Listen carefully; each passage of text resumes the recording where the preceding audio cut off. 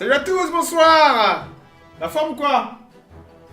Bon, y'avait qui sur la vignette, là? Hein? Y'avait qui, Y'avait qui sur la vignette? Hein? C'était qui les trois tronches, là? Il y en a qui connaissent tout le monde. Il y avait Udet, absolument, Hermann, Udet. Ouais? Hermann Göring, Ernst Udet. Qui était le troisième? Un personnage pourtant incroyablement important, mais qui est pas très connu.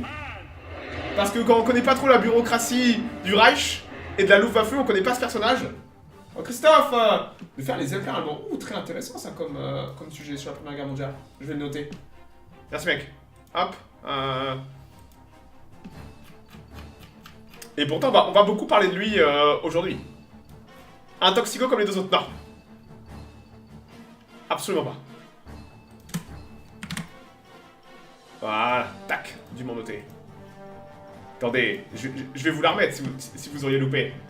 Oh non, on va la montrer. Hop. Regardez là. À gauche de Udet. Dans l'espèce de photo là. De photo, c'est un autographe hein. Bon, techniquement, il y a son nom de marqué. C'est qui ça? Incroyable que vous le connaissiez pas. J'ai rarement parlé de lui. Très très rarement. C'est pourtant, on va beaucoup parler de lui aujourd'hui, puisqu'il va être au centre de énormément de choses, de magouilles, de programmes. Il est sûrement un des personnages les plus importants du RLM, de quasiment 41 jusqu'à 43. Il va tout chapeauter, et comme c'est quelqu'un d'extrêmement intelligent, maniaque, intelligent, arrogant, prétentieux. Comment on dit quand on est... rancunier à souhait. Est-ce que le nom de Erhard Miller vous dit quelque chose? Erhard Miller, voilà, Nut. Miller. Son nom est imprononçable en français, hein. Je suis désolé. Hein. Erhard Miller, on va l'appeler comme ça. D'ailleurs, son père était juif. Ça va lui poser énormément de problèmes. Et comme il avait beaucoup d'ennemis, la Gestapo lui posera des problèmes. Et il avait le bras plus long que la Gestapo, Erhard Miller. En tout cas, on va parler... Non, pas Milk, Miller. C'est un C, un R, c'est R à la fin. Et ouais. Donc on va parler du RLM, du Reich Luftfahrtministerium. Vous savez que c'est un sujet extrêmement difficile à traiter, parce qu'il n'y a pas de source. Là où la Luftwaffe, je vais reparler de la Luftwaffe, tout le monde connaît la Luftwaffe intéresse énormément les académiciens, les historiens. Il y a beaucoup de choses à dire sur la Luftwaffe. A contrario, le Reich Luftfahrtministerium, le RLM, n'intéresse personne. Parce que ce sont des bureaucrates, c'est de la bureaucratie. Et c'est un sujet qui est aujourd'hui totalement oublié. Il est quasiment impossible de trouver des sources sur le LRM. J'aurais bien aimé trouver des diagrammes et tout, expliquer la composition du RLM. Je tombe sur des PDF allemands des années 90 qui sont liés aux archives militaires allemandes. C'est un enfer, il n'y a aucune source, même en anglais, ce qui est plutôt rare. Il n'y a pas de source en anglais, il n'y a que des vieux trucs allemands dégueulasses sur ce sujet qui est pourtant extrêmement important. Donc je vais essayer d'expliquer ce qu'est le Reich Luftministerium, leurs prérogatives, et peut-être leur impact aussi, et quelques gens hauts en couleur qui sont passés. Faut se mettre à l'allemand. Je vais faire de l'allemand ce soir, la prononciation va être absolument infecte, mais j'essaierai... Il n'y a même pas de traduction en anglais pour ce que je vais vous dire. J'ai dû essayer de deviner par rapport à... C'est un énorme bordel. Pourtant, c'est quelque chose d'incroyablement important. J'ai souvent parlé du RLM, jamais directement. Mais à chaque fois, vu qu'on traite dans Warbird d'avions allemands et de développement, ce terme-là, de Reich Luftministerium, revient très souvent quand il s'agit de développement d'avions. Et c'est vrai qu'une des prérogatives de ce RLM, c'est entre autres le développement, les contrats. Donc c'est l'arrière-boutique. Et c'est vrai que il n'y a pas de livre sur le RLM. Pourtant, leur activité, c'est de 33 jusqu'à 45. C'est quelque chose d'assez... c'est un monstre bureaucratique. Donc on va reparler un petit peu de tout ça. Donc déjà, il faut revenir aux sources. 1918, l'Allemagne n'a plus le droit de posséder de forces aériennes, de posséder d'avions. On ferraille tout. Et c'est vrai qu'on va rentrer dans la période austère de la République de Weimar avec la Reichswehr. Mais déjà à l'époque, même si les Allemands n'ont théoriquement pas le droit d'avoir d'aviation de guerre. On sait tous que par derrière, on fait des avions civils prêts à être militarisés. Le Focke-Wulf 200 Condor, le Heinkel 111 sont des avions civils avec l'idée en tête de les militariser après. On va aussi tester un peu en Union soviétique, 2-3 choses. Donc tout ça se fait dans l'illégalité, la clandestinité. Il n'y a pas d'aviation allemande. On va pas parler de guerre aujourd'hui, on va parler de bureaucratie. Mais il faut comprendre que quand vous gérez une armée, n'importe où encore aujourd'hui, les bureaucrates, une armée tourne à la bureaucratie, à la paperasse. Les Allemands adorent ça, la paperasse.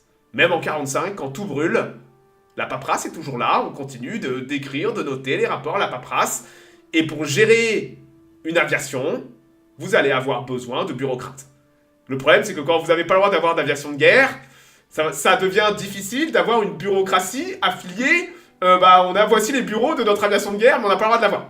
Vous pouvez vous en douter, sous la République de Weimar, la Reichswehr, il n'y a aucune entité officielle qui gère de l'aviation de guerre, puisqu'il n'y en a pas. Il n'y en a pas. Pas d'aviation de guerre, pas de bureaucratie. Néanmoins, il y a un petit bureau qui s'appelle la Luftschutzamt, qui dépend de la Reichswehr. Donc il n'y a pas d'aviation de guerre, mais on a un tout petit bureau, là, vous savez, là, entre le placard à balai et les cantinières, et avec les latrines derrière, vous avez un petit bureau, le Luftschutz. Alors, Schutzen, pour protéger, donc il y a l'idée d'aviation de défense, et c'est le bureau, donc ça dépend de la Reichswehr, ça dépend de l'armée de terre, il n'y a aucune idée, les planeurs, entre autres les planeurs, absolument. Les planeurs, puisque les Allemands ont le droit de faire du vol à voile, donc on se sert un petit peu de tout ça pour chapeauter, mais ça dépend de l'armée de terre. Il y a rien à part ça.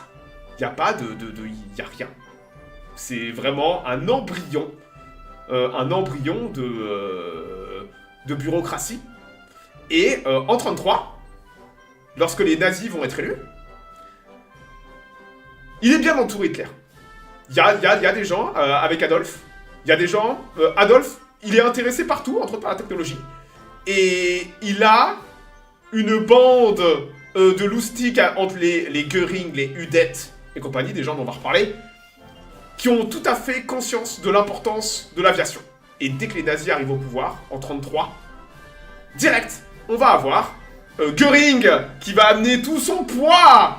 À l'époque, Göring, en 1933, est quelqu'un n'est pas encore tombé dans ses travers héroïnomane et tout ça.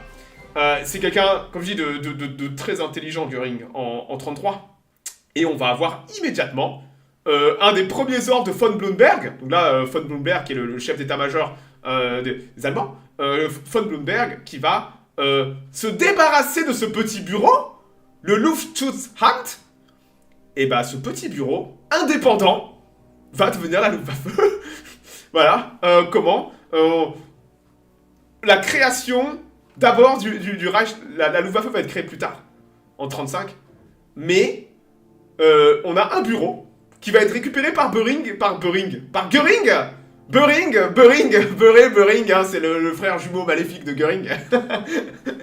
Göring et son staff qui vont récupérer ce petit bureau qui va être l'embryon de ce qui va devenir le RLM. Et puis plus tard, la Luftwaffe, on part de zéro. Je sais pas si vous avez conscience. Allez voir l'aviation de guerre allemande en 40, 41, les milliers d'avions. Tout ça ne s'est pas fait en un jour. Et on commence en 1933, à partir de rien. On commence en 1933 avec Göring et une poignée de mecs. Et on va se mettre au travail, on part de zéro, et on se dit, qu'est-ce qu'on fait? Qu'est-ce qu'on crée? Comment gérer une aviation? On va devoir mettre sur pied un gigantesque outil. Et on considère que le Reichsluftministerium... Alors, on va avoir... Göring va changer le nom de tout ça. D'abord, on va avoir ce qu'on va appeler un Reichskommissariat à l'aviation. Puis après, on va avoir un nom officiel qui va apparaître, le Reichsluftfahrtministerium, qui n'est rien d'autre. Donc c'est très intéressant. C'est une entité civile sur le papier. C'est une entité civile. Donc c'est... On connaît la Luftwaffe. La Luftwaffe, vous la connaissez, on en parle suffisamment. La Luftwaffe est un outil militaire. C'est une main armée qui tient une épée, d'accord? Voilà, la Luftwaffe, c'est ça. Mais, pour fonctionner, la Luftwaffe a besoin d'un outil, vous pouvez vous en douter, logistique, administratif, que lui fournit le Reichsluftministerium. En termes d'activité, dites-vous que 5%, c'est la Luftwaffe, 95% derrière, c'est le Reichsluftministerium qui gère de l'entraînement à la production des avions, jusqu'à donner certains matériaux stratégiques à certains projets qu'on considère comme importants. La Luftwaffe ne fait pas grand-chose à part la guerre. La Luftwaffe fait la guerre. Mais, et c'est quand même incroyable qu'aujourd'hui, on ne trouve pas de doc sur le RLM, alors que le LRM a pourtant un rôle absolument dingue en termes de rôle. Et le Reichsluftministerium va être créé bien avant la Luftwaffe. Et c'est Hermann qui va être aux manettes. Donc Hermann, à cette époque, est encore quelqu'un d'extrêmement compétent. Donc, j'insiste, la Luftwaffe, c'est paradoxal, mais la Luftwaffe n'a rien à voir à faire avec cette affaire. D'accord? La Luftwaffe, c'est une entité militaire. Vous avez... Ah, regardez, vous avez Adolf tout en haut. Après, vous aurez ce qu'on appelle l'OKW, l'Oberkommando der Wehrmacht, qui est vraiment l'état-major général. Et dessous, sous l'OKW, vous allez avoir l'OKL, l'Oberkommando der Luftwaffe, l'armée de terre, Oberkommando des Heeres, et enfin, la Kriegsmarine, Oberkommando der Kriegsmarine. D'accord? Donc la Luftwaffe est une entité militaire qui est là pour un rôle militaire. Et vous voyez que le Reichsluftministerium, le ministère de l'air allemand, n'apparaît pas là-dedans. Mais s'il devait exister, il serait derrière l'OKL, et c'est lui qui serait aux manettes de la Luftwaffe. Parce que c'est certes une entité civile, mais vous avez que des militaires là-dedans. Ça semble assez incroyable, mais dans le RLM, qui est techniquement une entité civile, vous avez que des militaires. À tous les postes, vous avez des généraux et tout ça. D'ailleurs, un des premiers commandants est quelqu'un d'important dont on va souvent reparler, puisqu'il va faire une grande partie de sa carrière là-dedans. C'est Müller. Erhard Müller. C'est comme ça qu'on prononce. Ceux qui font de l'allemand, M-I-L-C-H. Müller. Erhard Müller. Donc, Erhard Müller, dites-vous que c'était l'ancien patron de la Lufthansa. Il finira maréchal. C'est quelqu'un de très intelligent. De trop arrogant, trop intelligent, trop arrogant, parce qu'il sait qu'il est intelligent. C'est quelqu'un qui va se faire tellement d'ennemis à tous les échelons dans les années 30. Il va se faire énormément d'ennemis. Années 20, années 30, il va se faire des ennemis chez les industriels allemands. Il a une liste d'ennemis comme ça, de gens à qui il a des comptes à régler, vous voyez? Et il est extrêmement rancunier, il est extrêmement intelligent, il est extrêmement compétent. Et ça va être un peu l'éminence grise jusqu'en 1943 du Reichsluftministerium. Pour le meilleur et comme pour le pire. Ça va être... Lui va prendre le commandement. Donc on va aller un petit peu décomposer ce qui se passe dans le Reichsluftministerium, de quelles sont ses prérogatives. Ça va se faire sur plusieurs années, hein. Ils vont créer ça. Comme dit au début, ils commencent avec pas grand chose, donc ils vont simplement prendre un tableau et dire de quoi on a besoin en termes de logistique et d'administration pour encadrer une armée aérienne. Mais aussi une force aérienne civile, dont la Lufthansa. Rappelez-vous que ça va être créé en 1933, c'est pas encore la guerre. Bah dites-vous que dans le Reichsluftfahrtministerium, vous avez 2 bureaux majeurs. Vous allez avoir un bureau qui va gérer l'aspect militaire que sera la Luftwaffe, et aussi un bureau qui gérera l'aspect aviation civile. Donc là, le personnage que vous voyez, Mir, lui va être le premier commandant de tout ce qui touche le militaire. Voilà. Donc c'est quelqu'un de très important dont on va souvent reparler. Donc ouais, donc la Luftwaffe, on s'en fout. On va pas parler de la Luftwaffe. La Luftwaffe n'est que tout au bout du RLM. Le RLM est au service de la Luftwaffe et son but est de la faire fonctionner correctement. Donc nous, on va s'intéresser à tout ce qu'il y a avant. Voilà. Donc, un autre personnage très important qui va aussi rentrer dans la danse, c'est rien d'autre que Udet. Donc Udet qui est un as. Vous voyez qu'il a une pour le mérite. un as de la Première Guerre mondiale. Et Udet va se retrouver avec Milr. Alors ils vont avoir des postes différents, mais Udet est un peu l'antithèse de Milr. Udet est un playboy aviné qui aime la drogue. Et Udet est un très bon pilote, mais un très très mauvais fonctionnaire, un très très mauvais bureaucrate.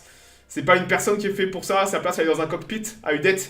Et c'est vrai que Udet, il va se suicider en 41, après que sa copine l'ait largué, il va s'en mettre une dans la tête. Et c'est vrai que Udet il avait un peu rien à... Voilà, hein, il n'avait rien à foutre là. Mais, Göring, il va mettre ses copains. Il va mettre ses potes, il va mettre ses copains. C'est un moyen pour Göring de mettre ses amis, ses connaissances, des gens en qui il a confiance, des gens où il recherche des faveurs auprès de certaines personnes. C'est un moyen de caser ses copains. Le RLM. Göring dirige le RLM. Tout ce qui vole, c'est Göring. Sauf que le RLM, vous pouvez vous en douter, va tellement grossir avec le réarmement de l'Allemagne que Göring lui-même ne pourra plus contrôler tout le RLM. Donc, de quoi est constitué le RLM? Alors, on va reparler de ce bâtiment. Nous avons, je les ai écrits sur un papier, parce que c'est compliqué. Nous avons 6 sections au RLM. 6 sections majeures.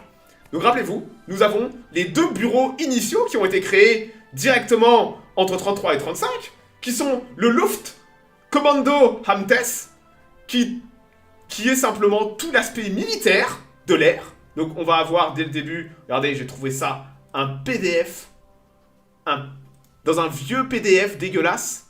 Ça date de 35, et c'est l'organigramme pour de quoi est composé cet aspect militaire, donc dont Milr va être le premier commandant.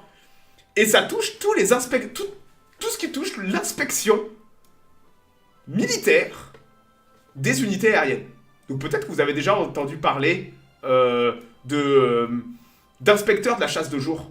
Hein? Quelqu'un parlait de Galland tout à l'heure. Galland a été inspecteur de la chasse de jour. C'est pas un titre de la Luftwaffe, inspecteur. Hein? Vous trouvez qu'inspecteur, ça fait militaire? Ça fait civil. Mais parce que c'est un titre civil. Mais c'est un militaire, Galland, qui doit être colonel, Oberst, pas encore général, je pense. Mais Galland a été colonel de la inspecteur de la chasse de jour. Donc tout ça, ce sont des boulots du RLM. Et si vous regardez là, vous avez inspecteur des unités de reconnaissance, inspecteur des unités de combat, inspecteur des unités de chasseurs-bombardiers. Et vous avez après... donc là, vu que c'est en 35, il n'y a pas encore la chasse de nuit, ça sera sûrement créé plus tard. Et vous avez après encore dessous tout le détail et compagnie. Vous avez, voilà, Abteilung, là c'est le bataillon sanitaire. Organisation, bienvenue dans la bureaucratie allemande. Hein, c'est beau. Mais là, vous avez simplement entre autres certaines missions que sont toutes les inspections des unités militaires. Comprenez que la Luftwaffe prend ses ordres du RLM. La Luftwaffe, d'un point de vue administratif, c'est le RLM qui commande la Luftwaffe. On a du mal à concevoir ça. Que la Luftwaffe, même si elle est techniquement prend ses ordres de l'OKH au niveau militaire, au niveau organisation, logistique et technique et industrielle, prend ses ordres du Reichsluftministerium. Et vous avez des mecs comme Galland, qui finissent inspecteurs de la chasse de jour, qui vont aller faire le tour des unités pour voir si est-ce que tous les pilotes sont là, est-ce qu'il y a des problèmes d'avion, de ci, de ça. Donc là, vous avez, entre autres, un des bureaux, voilà, le Luftkommando Amtes, qui est en charge de tout ce qui touche la supervision et l'inspection des unités de la Luftwaffe, que ce soit de la reconnaissance jusqu'au bombardement. Voilà. C'est un énorme bordel. En y ajoutant, bien sûr, les branches pour la flak et la Luftschüsse. Oui, oui. C'est un énorme bordel. Mais ça vous donne une idée de la taille de la bureaucratie. Comprenez que Göring a commencé avec quelques mecs. En l'espace de quelques années, on parle de milliers de personnes qui vont bosser dans ce ministère de l'air qui va englober de plus en plus de responsabilités au fur et à mesure que la Luftwaffe va grossir. Donc vous avez aussi, au début, un bureau civil, le Allgemeines Luftamt, donc ça c'est le bureau civil. Vous avez Technisches Amt, ça c'est tout ce qui touche la recherche et le développement. Donc à chaque fois que je parle de projet d'avion, je dis que c'est pas la Luftwaffe qui demande un avion, c'est le RLM qui lance un nouveau programme par rapport à ce que la Luftwaffe a besoin. C'est pas la Luftwaffe qui va voir les industriels en mode un général, là il me faut un nouvel avion. Non, c'est le Reichsluftministerium, entre autres Mir, qui vont aller voir des industriels et qui vont dire on a besoin d'un nouvel avion, voilà des appels d'offres. À vous de bosser. Donc vous avez tout un bureau gigantesque qui gère la recherche, le développement et la construction industrielle. Et oui, les avions qui sont produits et tout ça, c'est sous la supervision directement du RLM et de ce bureau technique, recherche et développement. Et les ressources humaines, on n'en parle jamais des RH. Vous avez tout un bureau, Luftwaffen Personalamt, qui est rien d'autre que le bureau des ressources humaines de la Luftwaffe. Et ils sont là, entre autres, ils gèrent le personnel jusqu'à tout l'entraînement. Donc, entre autres, alors la Luftwaffe, après, va avoir son propre ressources humaines militaires, mais l'entraînement des pilotes, la sélection des pilotes, c'est pas la Luftwaffe qui le fait, c'est le RLM. Donc, vous allez avoir tous les premiers échelons, c'est le RLM qui a son propre bureau de ressources humaines et qui vont amener des pilotes à la Luftwaffe. Après, une fois que ces pilotes seront en unité combat, c'est la Luftwaffe qui aura ses propres ressources humaines qui va gérer et dire quel pilote va où. Mais avant que ces pilotes soient opérationnels, c'est le 4e bureau, le Luftwaffen Personalamt, qui gère ça. On a un bureau que je ne sais pas à quoi il sert. C'est le Central Abteilung, qui est le bureau de commandement. Donc je suppose que c'est le bureau de commandement du RLM. Je suis incapable de vous dire à quoi il sert, mais c'est dur de trouver des infos là-dessus. Je me suis cassé la tête depuis 2 jours à trouver de l'info, mais il est extrêmement difficile. C'est un sujet qui n'est pas traité par les académiciens, les historiens. N'importe quel avion, j'arrive à trouver des vieux biplans pourris là, qui ont été faits à 15 exemplaires, je sais, je suis capable de parler dessus. Là, un tel sujet, qui a pourtant, en termes d'envergure, qui est énorme, il n'y a rien, c'est vide. Je suis incapable de vous dire à quoi sert le Central Abteilung. Je ne sais pas. Je ne sais pas. Même pour les couleurs, les couleurs et les peintures des avions, bien sûr. Mais dans recherche et développement, c'est le RLM qui développe des nouveaux types de camo et de camouflage ou des nouveaux types de peintures. Ils font tout. La Luftwaffe n'a que très peu d'initiatives. Le RLM est jaloux de ses prérogatives et le RLM chapeaute tout. N'oubliez pas que c'est des généraux au RLM. Miller, c'est un maréchal de l'air.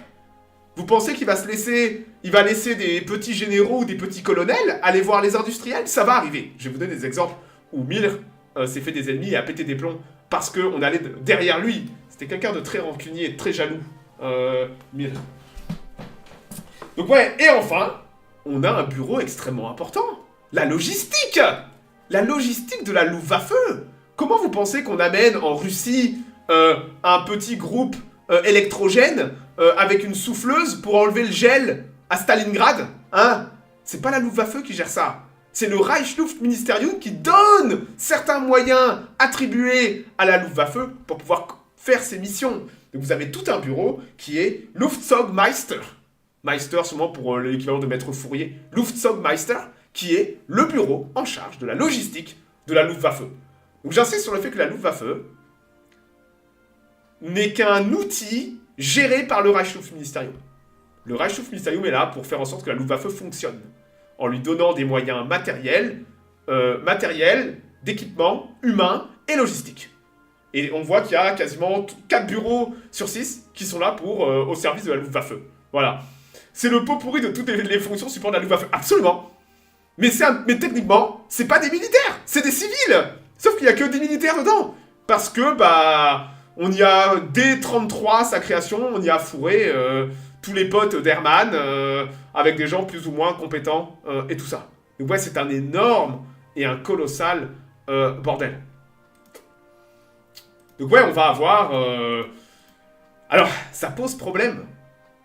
Parce que, je le dis souvent, le Troisième Reich est une entité corrompue, totalement corrompu, en proie à des trafics d'influence, des conflits d'intérêts permanents entre personnes, entre industriels. Et le RLM en est un parfait exemple. Puisqu'on a des gens comme Udet, qui sont profondément incompétents, mais qui ont leur propre vision de la guerre, où on va utiliser de l'argent du RLM pour aller aux États-Unis, acheter des bombardiers en piqué, pour les tester sans en dire à personne. Et ces gens-là ont tout contrôle la Luftwaffe. Et le futur de la Luftwaffe. Sauf que, prenons le cas de Udet, qui est quelqu'un d'important, Udet. Udet, d'un claquement de doigts, il lance des programmes d'avion, il annule des programmes d'avion dans les années 30. Sauf que Udet, il se balade avec... donc ça, c'est Kesselring. Kesselring, qui est un général allemand qui a commandé en Italie en 43. Donc il avait son avion personnel, le beau Albert. Donc là, c'est Kesselring, mais Udet avait aussi un Sibel FH-104. Et à Berlin, au musée technique de Berlin, vous avez... ça, c'était dans le Sibel FH-104. C'était le bar de Udet dans son avion privé. Parce qu'il était souvent avec des minettes ou alors pour sa propre consommation. Il avait son bar à bord du FH-104. Il avait transformé son avion en bar. Et le mec en Allemagne allait se balader par-ci, par-là. Et il avait ses réserves de gnôle. Et c'était... Udet était un alcoolo, hein, notoire. Hein, mais vous aviez ce genre de personnes qui étaient une catastrophe pour le Reichsluftministerium et même pour la Luftwaffe. C'est ces gens-là qui signaient les contrats, qui faisaient les appels d'offres et qui étaient absolument pas aptes à ce genre de mission en termes de professionnalisme, en termes d'expertise. C'est pas parce que vous êtes un bon pilote que vous faites un bon bureaucrate et tout ça. Miller, sur ça, été un bien meilleur bureaucrate. Donc ouais, donc Udet se suicidera en 41, et c'est Miller qui récupérera pas mal de ses fonctions. Mais ça va poser des énormes problèmes, parce que je vais vous donner plein d'exemples. Laissez-moi trouver, par exemple... Voilà. En 36, est-ce que vous savez qui est ce mec? Il est pas connu, il est mort en 36 dans un crash d'avion. C'était un général allemand. C'est Walter Wever. Walter Wever était quelqu'un de très influent aussi dans le réarmement allemand. Et Wever était un des rares généraux allemands qui militait activement pour lancer un programme de bombardiers stratégiques. Il était littéralement le seul en Allemagne qui disait « Il faut équiper l'Allemagne de bombardiers stratégiques ». C'était un admirateur et un fin connaisseur des théories de Douai. Et il a fait pression en utilisant son influence, entre autres sur Hitler. Donc comme je dis, Wever était quelqu'un de très convaincant, un fin renard. Et il a utilisé son influence pour forcer le RLM à lancer un programme de bombardiers stratégiques qui va aboutir au Heinkel 177. Bon, il va mourir le jour où le RLM va lancer le programme. Ce sera un échec. Dès que Wever va disparaître, Udet et Miller vont immédiatement réduire l'ampleur du programme. Parce que eux vont plutôt miser sur des petits avions, ce qui n'était pas forcément un mauvais choix. Mais Udet, il en avait rien à foutre des bombardiers stratégiques. Udet, lui, il voulait des Stuka, il voulait des petits avions. Et comme je dis, tous ces programmes, c'est un peu la démesure allemande, où un mec avec assez d'influence lance un programme à lui tout seul. Et on verra au cours de la carrière avec Miller et compagnie, on verra des avions avec des programmes arrêtés, relancés, arrêtés, relancés. Tiens donc, Galpin, figure-toi que ce mot m'a valu d'être démonétisé, Galpin. Eh oui, je vais te l'autoriser. Mais figure-toi que ce mot m'a valu d'être démonétisé, voilà. Affreux, hein, Galpin. Donc ouais, c'est un petit exemple de ce genre de choses. J'en ai un autre. Est-ce que vous savez qui est ce personnage? Vous savez c'est qui, lui? Vous connaissez le nom, que trop bien. La photo date de 1920.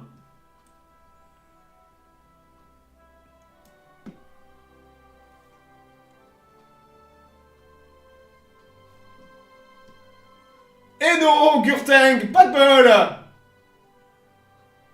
C'est un industriel absolument. C'est Hugo Juncker. Hugo Juncker. Junkers. Hugo Juncker, vous connaissez le Stuka, le Ju-52, un des plus grands industriels allemands de l'entre-deux-guerres. Un Pospeko, 34 mois. Donc quelqu'un d'incroyablement puissant en Allemagne, même au début des années 30. Juncker est un des plus gros industriels aéronautiques allemands. Et ben, Mir a des comptes à régler avec Juncker à l'époque de la Lufthansa. Et certains Junker 52 qui ne fonctionnaient pas bien et qu'il avait refusé de donner certaines pièces détachées, blablabla. Bla bla bla. À l'instant où Mir va arriver aux manettes, Mir va se débarrasser de Juncker en lui disant « Tiens, ton usine, allez à moi, on nationalise !» Vous vous rendez compte? Ça, c'est clairement de la revanche. On nationalise les moyens de production, hein? Ça vous rappellera certaines choses. Mais dès qu'une des premières décisions de Mir va être de lancer une vendetta contre Juncker. Rappelez-vous, il est rancunier. Et maintenant qu'il est aux manettes, il peut mettre certains industriels allemands au pas. Il ne s'entendait pas bien avec Willy Messerschmitt. Il va mettre des bâtons dans les roues de Willy Messerschmitt pour entre le BF-109, puis après le Messerschmitt 209 et tout ça. Mir, il n'avait pas d'amis. Hein. Tout le monde le détestait. Hein. Et il va nationaliser de force les usines de Junkers. Il va les faire passer sous tutelle du RLM. Et Junkers, il finira même en résidence surveillée. On en est là. Mais ça, c'est le RLM. C'est quand vous mettez des mecs avec tous les pouvoirs, des tarés compétents, rancuniers, et bah, Junkers, il va perdre son usine, il va se faire dégager de son usine, il va finir en prison, et voilà. Et on a des histoires de dingue comme ça aussi. Je parlais de Willy Messerschmitt. Donc là, c'est des photos qui datent en 43. Hop là, regardez, à gauche. À gauche, c'est pas un militaire, c'est qui à gauche? Totalement à gauche. Avec son petit uniforme du parti nazi, parce qu'il faut rentrer dans le moule, faut pas être trop en civil. C'est Speer, absolument. Dites-vous que Speer et Mir vont bosser ensemble à partir de 42. Ils vont bosser ensemble à partir de 42, et on va souvent les voir ensemble, entre autres pour... comme je dis, je casse du sucre sur le dos de Mir, mais il était, malgré tous ses défauts, c'était un très très bon administrateur. Et au final, Speer va faire la continuité de Mir. Après, Mir va partir sur d'autres fonctions et tout ça. Et à droite, c'est Willy Messerschmitt. Et pourtant, je peux vous dire que ces deux personnages se détestaient. Regardez-les là sur la photo, ils sont copains. Hein. Et Mir, il va mettre des bâtons dans les roues de Messerschmitt de quasiment 36 jusqu'à 43. Il va tout faire. Dites-vous que Mir a tout fait pour empêcher Willy Messerschmitt de proposer le BF-109. Juste par pure vendetta personnelle parce qu'il détestait Messerschmitt. Il lui a interdit formellement de le faire, sauf que Messerschmitt est passé dans le dos de Mir et allé voir Göring et compagnie, et de là se détester. Mais c'est une cour d'école. Comprenez que c'est une cour d'école. C'est comme ça qu'il faut le voir. C'est une cour d'école, sauf que on choisit sur quel avion les pilotes de la Luftwaffe vont voler. On en est là. Mais c'est une cour d'école. Avec toutes les conneries qui vont avec. C'est pour ça que j'ai mis la police de Friends sur la vignette. C'est que c'est une cour d'école. Quand vous voyez comment c'est administré en Angleterre, pour choisir un avion par rapport à l'Allemagne, vous vous dites, mais bon sang de bonsoir. C'est un énorme bordel. Donc ouais, vous avez... donc vous verrez souvent Mir, qui n'a aucun commandement. Alors il a commandé à une certaine époque, mais pas longtemps. Mais vous le verrez souvent avec des huiles importantes. Là, à droite, c'est Wolfram von Richthofen. Wolfram von Richthofen, qui commande quand même l'aviation d'assaut pendant la guerre d'Espagne, qui va commander toute l'aviation tactique sur le front sud en Russie en 41-42. Il est considéré comme le père de l'aviation tactique d'assaut. Et vous avez Mir à gauche, parce que c'est lui. Comprenez que, si vous n'aviez pas compris, Mir, il tient toute la Luftwaffe et le commandement de la Luftwaffe par les noyaux. C'est lui qui décide quel avion va où, il claque du doigt, il attribue des avions, ou il en supprime. C'est lui qui décide d'où vont les renforts, d'où vont les pilotes. Pourquoi vous croyez qu'on lui polit les babouches? C'est sûrement un des personnages les plus importants de la Luftwaffe, alors que techniquement, il a aucun commandement. Ce qui est dingue, hein. Tu te dis comment ils ont fait pour tenir aussi longtemps? C'est une question qu'on se pose souvent, ça. Hein. Il décide de quel avion vole ou de quel avion ne vole pas. Il peut annuler d'un claquement de doigts, sans avoir de rendre de compte, il annule des programmes entiers. Hein.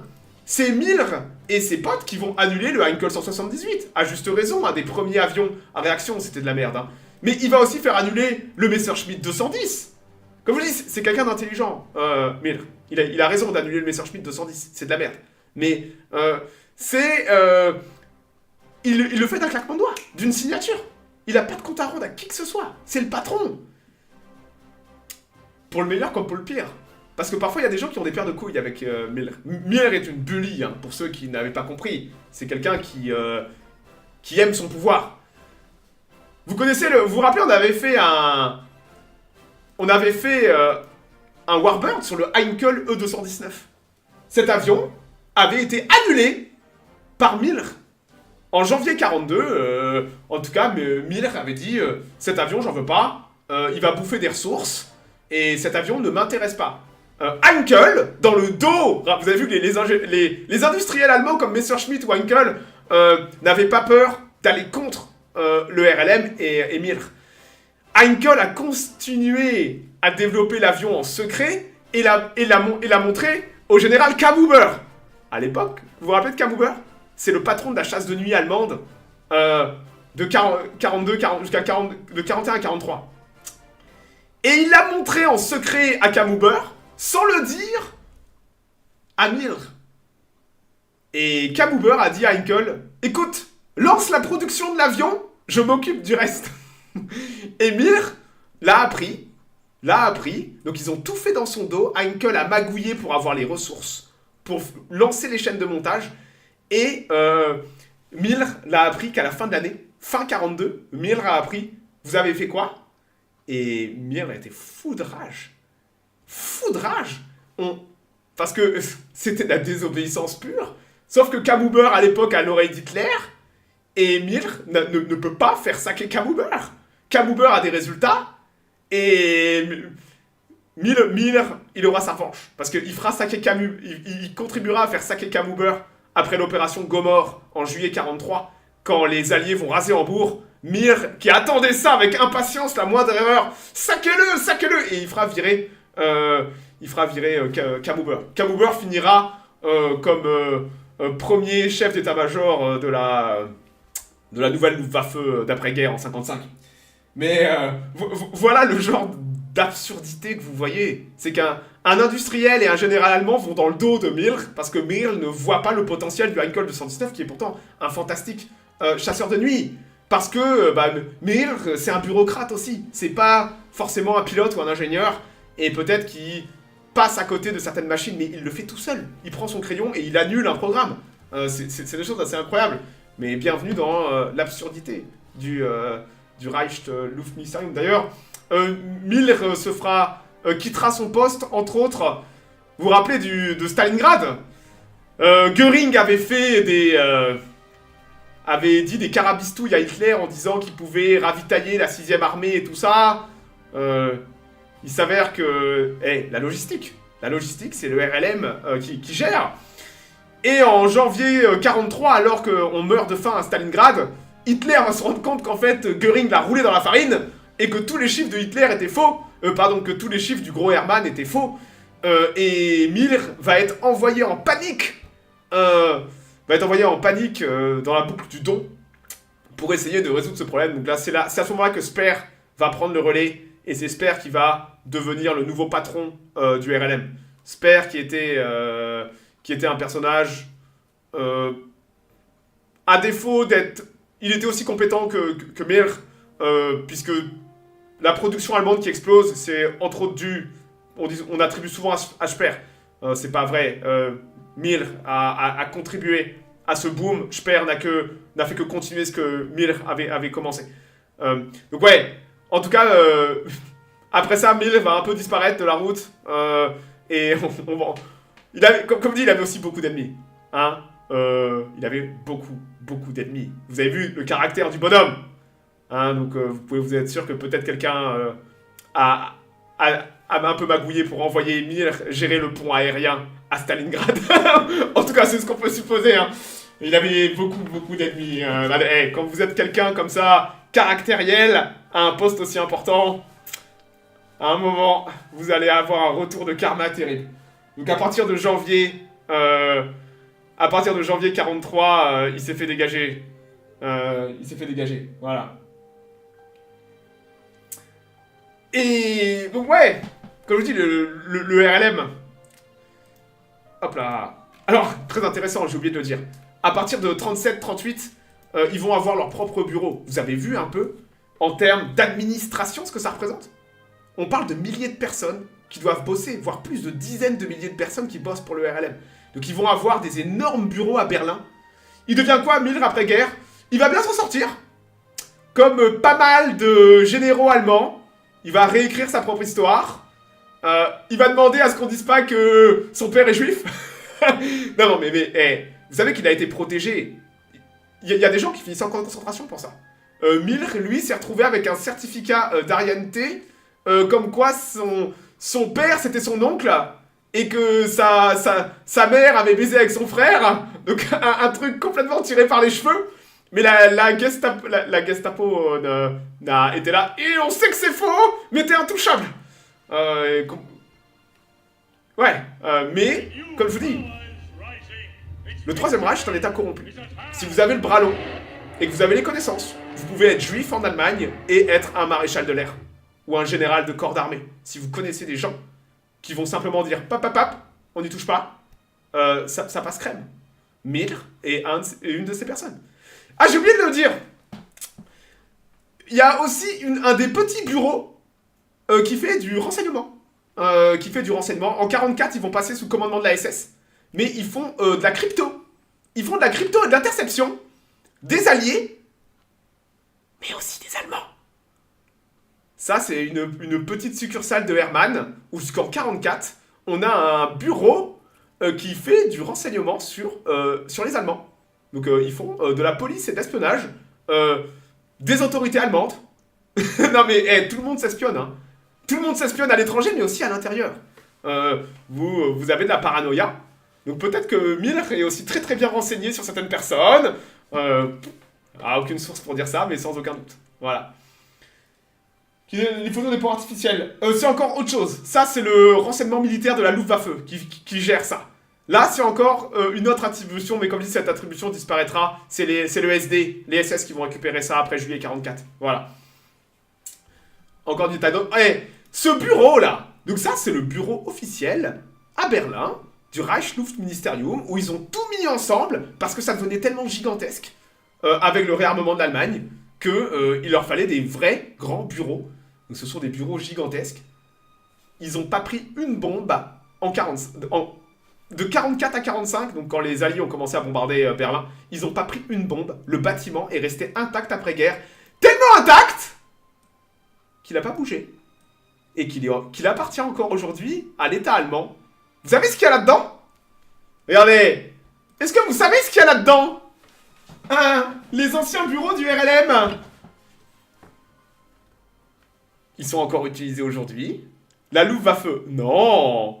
L'armée de l'air allemande, non. Le ministère de l'économie allemand.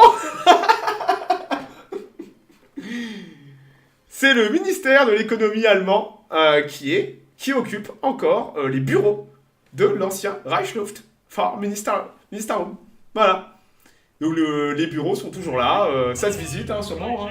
Benito, tiens donc, quelle détestable surprise. Merci pour tes 9 mois, mec. Donc ouais, les bureaux sont toujours là, et c'est le drapeau allemand. Mais oui, regarde, rouge, jaune, et t'as le noir avec le vent qu'on voit pas.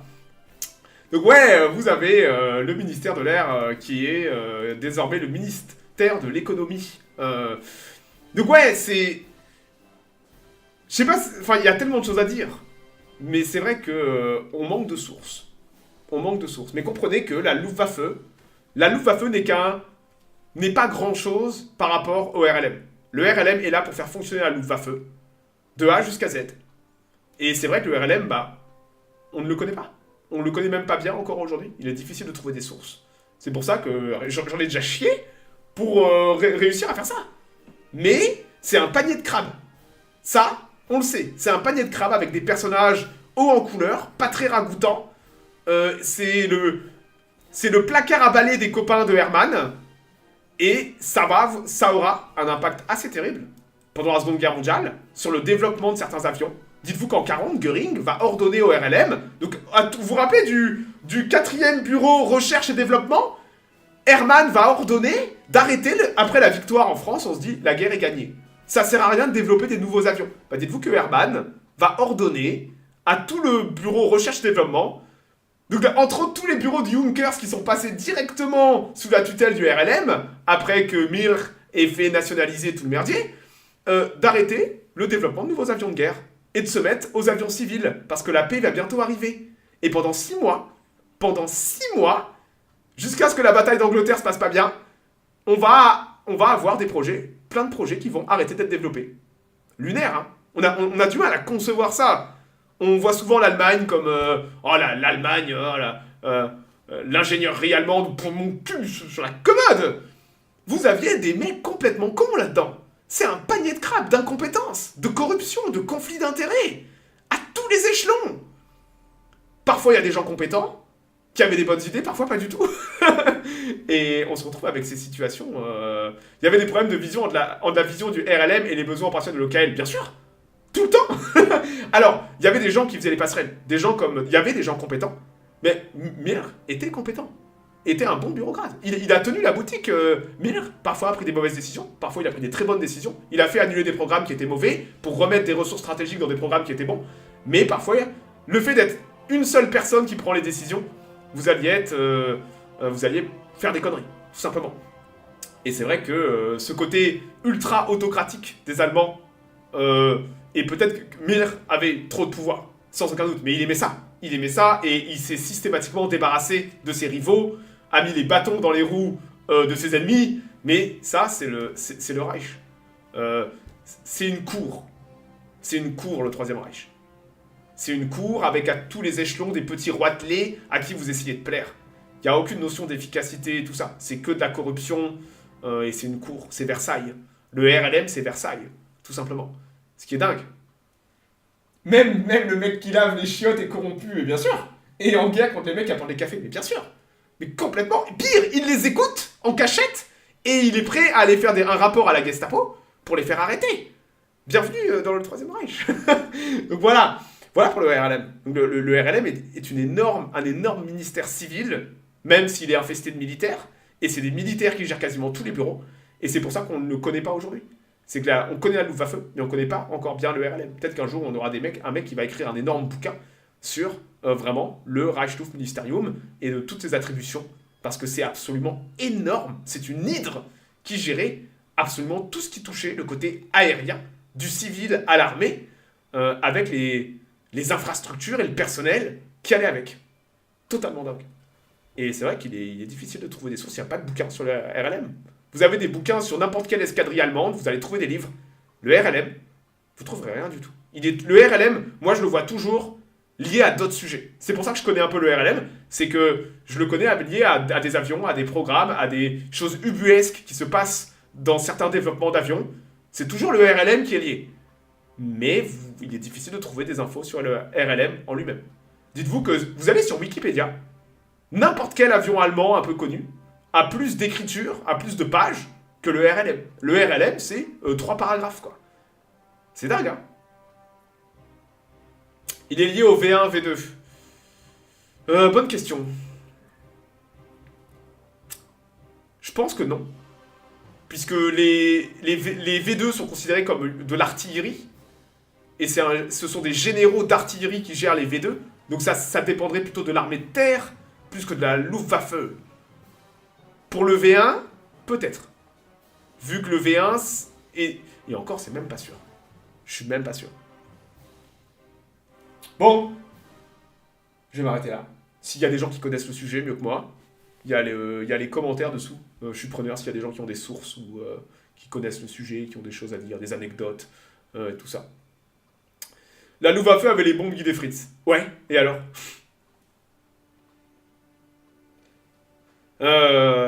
Ouais, je m'arrête là. Quelle heure il est? Ouais, 21h30. 21h30, j'irai, je continuerai mon run avec les Dune Landings. Voilà, on fait quoi la semaine prochaine là? On fait quoi la semaine prochaine? On va continuer du Warbird, hein. Alors, le RLM, c'est fait. Hop. RLM. Il y a le Helldiver, le Rogozarski IK3. Mais qu'est-ce que c'est que cette merde? Ça, c'est encore les gens qui demandent. Qui demandent des affreux avions faits à 3 exemplaires. Le Rogozarski IK3. Oh, un avion yougoslave. Mais qu'est-ce que c'est que cette merde? Mars 1940. 13 exemplaires, je te déteste. Qui a demandé cette merde? Où t'es? Un avion yougoslave à 13 exemplaires. Tu fais chier. Tu vas te le mettre au cul ton avion, je le fais pas. Non mais 13 avions, un truc yougoslave. Et je suis sûr qu'il y a plus de lignes sur ça, sur cet avion que sur le RLM. Mais oui, il y a plus. Il y a beaucoup plus de lignes sur 13 avions yougoslaves que sur le RLM. Ma vie est merdique. Bon, on verra. Peut-être qu'on fera cet avion dégueulasse, là. Hein? Peut-être que je ferai cet avion dégueulasse. Putain, le Rogarski K3. Mais au secours. En plus, disons, il a l'air d'avoir eu une sacrée carrière. Bon, écoutez, je m'arrête là. Peut-être à tout à l'heure pour les Dune Landings. Demain. Demain. Attendez, hop. Demain, j'ai mis mon planning à jour. Demain, je ferai du Close Combat 3 Iron Cross. Et en soirée, je continuerai mon run avec le Gondor. Voilà. Du Divide and Conquer. Et jeudi, normalement, minute géopolitique sur l'Ukraine. Il y en a qui me font chier avec ça depuis longtemps, on va parler de l'Ukraine. Et à 21h, il y aura un fi qui sera là. Et on se fera un 1v1 sur Gladius. Warhammer 40 000, j'aurai les Nécrons. Un fi amènera son détestable Adeptus Mechanicus. Et on se fera un 1v1. Tac. Pourquoi pas faire 2 avions en même temps? Pour liquider un peu la liste. Non mais la liste, Galpin, elle est plus longue que ta... Tu sais, elle est plus longue que ta machin là. Donc la liste, elle sera jamais liquidée. Je mourrai de vieillesse avant de terminer la liste. Littéralement, hein. Je mourrai de vieillesse avant de terminer la liste. C'est terrifiant. Terrifiant. Bon, je m'arrête là, peut-être à tout à l'heure. Et sinon, passez... après, tu as dit que tous les mois... Bah ouais, bah je fais tous les mois. La dernière minute géopolitique sur l'Ukraine, c'était le 25 juillet, je crois. Bah ça approche. Tous les mois. Je suis réglo. Bon allez, passez une bonne soirée, bonne semaine. Amusez-vous bien ceux qui sont en vacances. Bonne chance pour ceux qui bossent. Allez, peut-être à plus tard. Ciao, ciao, c'est tout le monde.